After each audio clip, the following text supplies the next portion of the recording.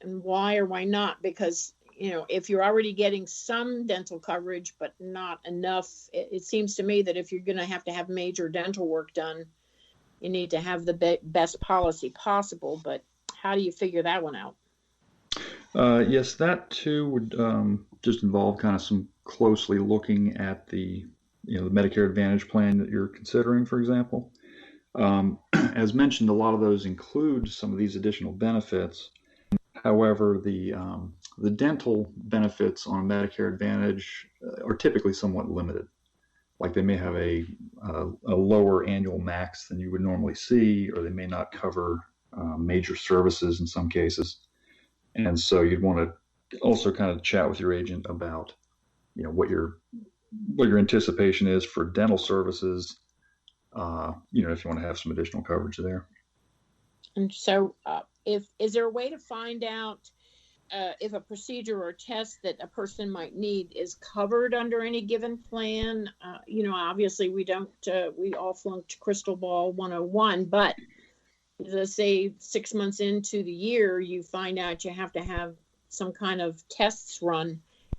Is there a way to find out ahead of time what policies might be better or more complete or more fully cover certain testing?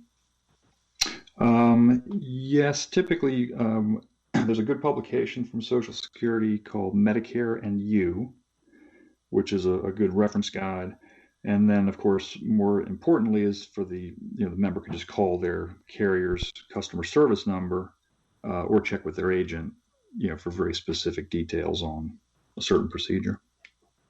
Okay, so when you're talking about plans that somebody would have to pay for out of pocket, are those plans paid for a year in advance, or 6 months, or month to month, or how do they budget, their costs as far as the type of plan they choose?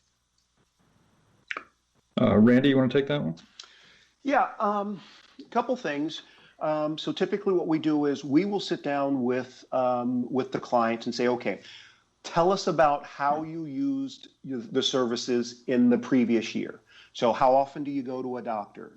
Are you a big utilizer or a small utilizer? For example, myself, I go into the doctor once a year for my annual physical, and then once or twice a year, I might get a chest infection that I'll go to the Medic clinic. So so I'm a small utilizer. I'm open to changing doctors, so I'm not tied to anybody. So, I don't have anyone. So those are the kind of things that we would look at. Then we would look at all the plans that are available in your particular zip code. We would assess the, if you say, well, I go to my primary care doctor 20 times and I go to my specialist 16 times a year, I'm going to go in the hospital 2 or 3 times. So we can actually look at the benefit, the certificate of coverage, and then pull out what your cost would be, and to give you a guesstimation of what your physician, your doctor and hospital charges would be, and then help you assess what plan might be the best for you based on those numbers. So do you pay for these plans like a year at a time, or can you budget it out? No. The monthly the premiums are going to be paid monthly. Okay, with Medicare Supplement or Medigap plans, you do have the option to pay those premiums monthly, quarterly, or annually. But for the Medicare Advantage plan or Original Medicare, you're going to pay that on a monthly basis. Okay, well, you know what? We're finished up with the first 30-minute segment, and listeners are just going to have to tune in to hear more of the Brad and Randy show about Medicare and Medicare Advantage. And thanks so much for listening. Randy and Brad will be back next week for part 2. So tune in then, and thanks for listening today.